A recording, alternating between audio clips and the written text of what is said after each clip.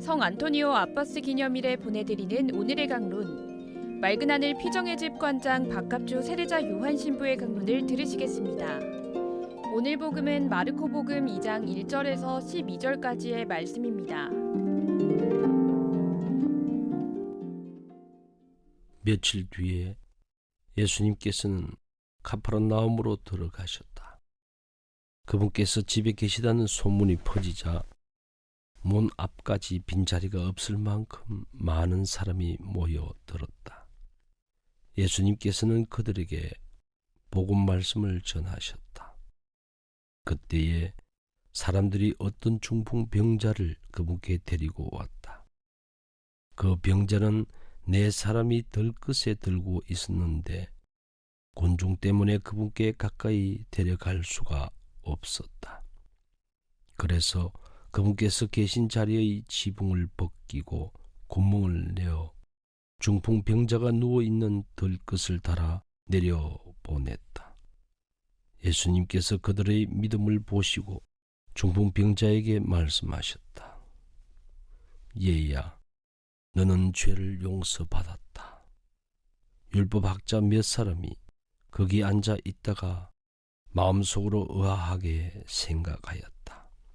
이 자가 어떻게 저런 말을 할 수 있단 말인가? 하느님을 모독하는군. 하느님 한 분 외에 누가 죄를 용서할 수 있단 말인가? 예수님께서는 곧바로 그들이 속으로 의아하게 생각하는 것을 당신 영으로 아시고 말씀하셨다. 너희는 어찌하여 마음속으로 의아하게 생각하느냐? 중풍병자에게 너는 죄를 용서받았다 하고 말하는 것과 일어나 네 들것을 가지고 걸어가라 하고 말하는 것 가운데에서 어느 쪽이 더 쉬우냐? 이제 사람의 아들이 땅에서 죄를 용서하는 권한을 가지고 있음을 너희가 알게 해 주겠다. 그러고 나서 중풍병자에게 말씀하셨다. 내가 너에게 말한다. 일어나 들것을 들고 집으로 돌아가거라. 그러자 그는 일어나 곧바로 들것을 가지고 모든 사람이 보는 앞에서 밖으로 걸어 나갔다.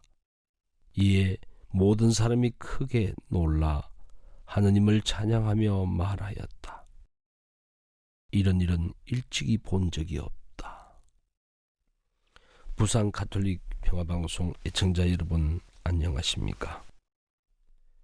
예수님의 말씀에 귀 기울이며 나름 옹기종기 앉아 차례를 기다리는 군중을 무시하고 다른 사람들에게 뒤처질까봐 시치기를 하다 못해 주인의 허락 없이 남의 지붕 위로 올라가 마치 자기 집처럼 지붕을 뜯어내고 구멍을 내고 자기들이 데려온 아픈 사람을 들것에 달아 예수님의 머리 위에 내리는 심보. 애청자 여러분은 이들의 행동이 과연 믿음이 깊은 모습으로 보이십니까?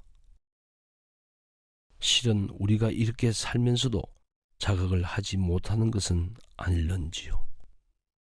마치 반듯하고 경우 바르고 이웃에게 친절한 말씨와 깍듯한 예절이 신앙심의 척도로 알고 있지는 않은지요. 그리고 어째서 예수님께서는 이런 이들의 행동을 믿음으로 보는지 의문이 들지 않습니까? 물음이 자꾸 생겨야 새로운 신앙의 샘물을 마실 수 있다고 봅니다. 바로 자기 확신에 빠진 이들의 상태에 접근하는 예수님만의 대화법이 보인다고 생각됩니다. 다시 말해 예수님의 머리를 먼지로 덮어 씌우고 곤중을 무시하는 자신들의 소행을 스스로 깨닫도록 하는 예수님의 언어, 즉 소통이란 말입니다. 좀 더 들어가 보겠습니다. 이 네 사람들과 달리 말 못하고 거동할 수 없는 중풍병자에게 얘야 너는 죄를 용서받았다 라는 대목입니다. 과연 예수님께서는 무엇을 보셨기에 이런 말씀을 하시는 걸까요? 그렇습니다. 이 사람의 역사를 보신 게 아닐까 싶습니다. 우리는 흔히 말합니다. 사는 게 죄라고 말입니다. 인생의 말, 즉 말로 다 할 수 없는 말을 들으시는 예수님의 눈과 귀를 말입니다. 중풍은 체질과 성격 그리고 그 사람이 살아온 환경, 즉 습생과 깊은 관련이 있습니다. 어떤 누구라도 그의 삶을 낯설어 않는 하느님의 오묘한 동행을 예수님께서는 입속에 갇힌 말을 들으시고 답을 내어 놓습니다. 바로 용서라는 말씀입니다. 우리는 고해 성사를 보기 전에 얼마나 분석하고 계산하는지요. 성사 중에도 될 수 있으면 가중처벌을 면하기 위해 축소, 은폐, 조작을 시도하려는 유혹을 받는지요. 실은 하느님은 아무 말씀 없는데 말입니다.